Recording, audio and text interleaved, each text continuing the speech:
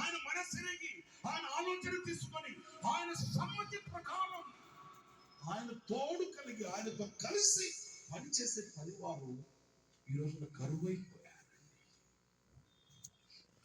నేను ఈ మాట ఏదో నా విశ్లేషణలో, నా మతి లేని మనసుకు తోచిన మాట కాదు ఇది. అబద్ధమాడని అర్థం పరిశుద్ధ గ్రంథం సువర్ణ అక్షరాలతో వ్రాయబడిన వాక్యం. చూడండి, మీరు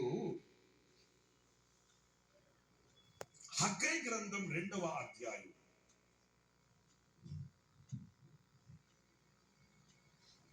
హగ్గై గ్రంథం 2వ అధ్యాయం 4వ వాక్యం చదివితే, అయినను యెహోవా ఆజ్ఞించినది ఏమనగా, జెరుబ్బాబెలు ధైర్యము తెచ్చుకొమ్ము, ప్రధాన యాజకుడు యెహోజాదాకు కుమారుడైన యెహోషువ ధైర్యము తెచ్చుకొమ్ము, దేశంలో ఉన్న సమస్త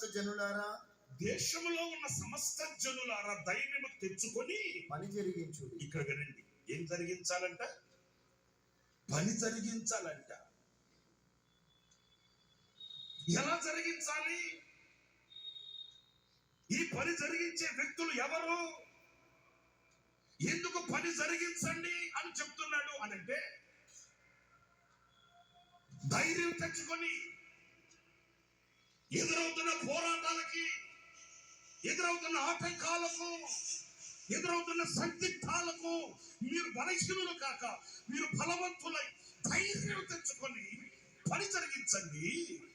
నేను మీతో కూడా ఉంటాను, మీతో కూడా కలిసి ఉన్నాను, మీతో కూడా కలిసి అడుగులు వేస్తాను. మీరు నాతో ఉన్నారు, నేను మీతో ఉన్నాను. నీవు నేను